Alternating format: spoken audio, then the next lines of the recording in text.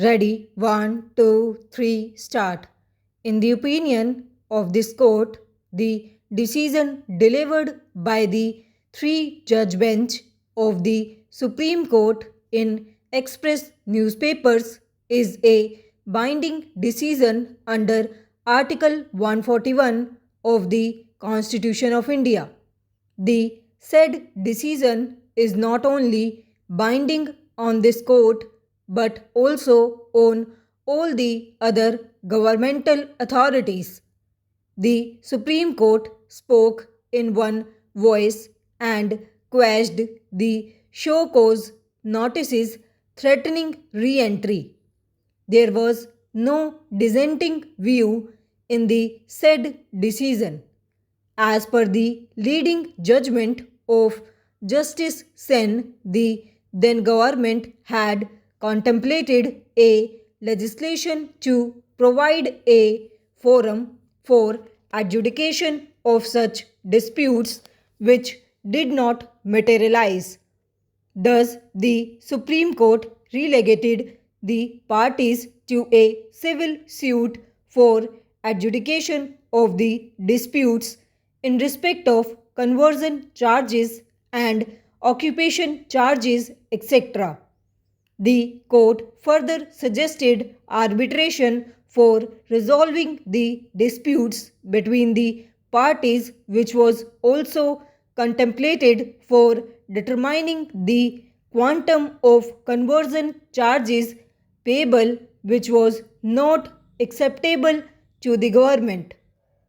Failing all of these options for providing a forum or resorting to arbitration, the government had the option to file a duly constituted suit to realize the conversion charges and additional ground rent, whatever may be recoverable. No other liberty was given to the Union of India. In fact, a mandatory injunction was passed restraining the Union of India from taking any steps with respect to termination of lease for non payment of conversion charges or otherwise for construction of express building till the amount recoverable is decided by a civil court. Para. In addition, the Supreme Court quashed the show cause notice and declared that the construction of express building on the portion on the west side with an increased FAR 360 with double basement was with permission of the Union of India and there was no breach of the lease deed. The Supreme Court also directed the Union of India, Delhi Development Authority, and Municipal Corporation of Delhi forbearance and from issuing any threats in any manner whatsoever. Union of India was only permitted to enforce its claim for recovery of conversion charges and additional ground rent, if any, by a duly constituted suit. The MCD was directed to compound the construction of double basement, the excess basement beyond the plinth limit, and the underground passage on payment of usual composition fee. This is the usual practice by local bodies here.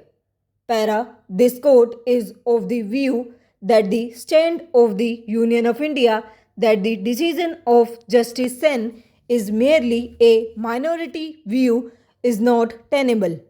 This is because of the following two reasons. One, that the decision was of a three judges bench which had three concurring opinions. Justice Sen wrote the leading judgment.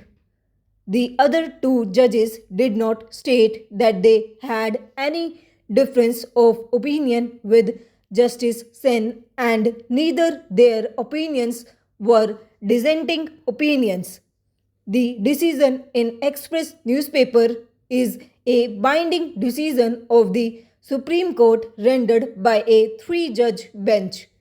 the concurring opinions which permitted the Union of India to proceed in accordance with law can only mean that the government could have proceeded in terms of the directions issued in the lead judgment and nothing more.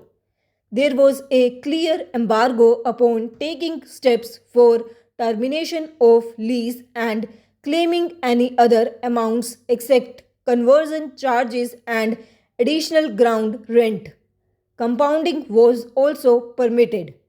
Para. The MCD was given a direction to compound the construction of the double basement and other constructions.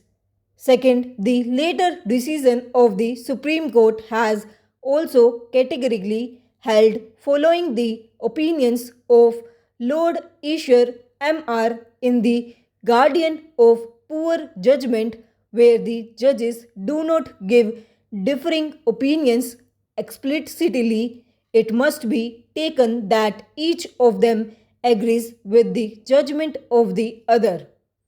In Keshav judgment, the Supreme Court has clearly held that the reasoning of Justice Sen is the law laid down on behalf of all three judges and on behalf of the court. Since there is no dissenting opinion, the directions given in paragraphs 194 to 197 is binding on both the parties and would operate as per law. A reading of all the above judgments also establishes that even if Justice Sen's judgment is a minority opinion, it has a binding force on all the high courts as per Article 141 of the Constitution of India. Thus, no notice of termination of lease and re-entry could have been issued by the Union of India.